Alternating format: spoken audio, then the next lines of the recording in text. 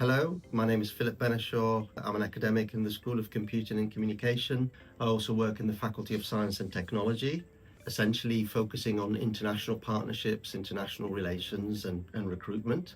I teach in the computing department, and I think it's very important to go through explanations of how our program at Lancaster prepares students for real-world technology careers. So in terms of the design of our programs, it helps students develop problem-solving skills that are applied to real-world computing applications. So for example, machine learning and artificial intelligence, computer vision, networking, distributed systems, network systems, and security.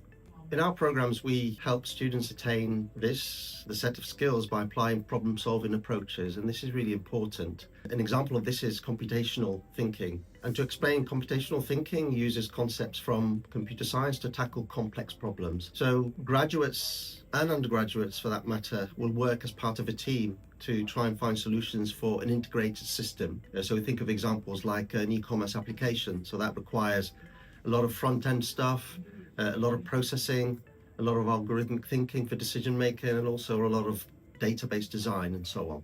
So we call these, in terms of a complex problem or complex channel, techniques such as breaking down the problem into constituent parts. So that's part of computational thinking that we try to teach as an approach. Call it decomposition. We also talk about abstraction. So the idea behind abstraction is to abstract away from the hardware.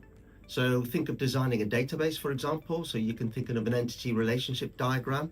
That's really an abstraction. So you're not distracting yourself with how that's going to be physically implemented at this stage. And algorithmic thinking, in other words, what is the approach that you follow when you do your design and your algorithm, your step-by-step approach.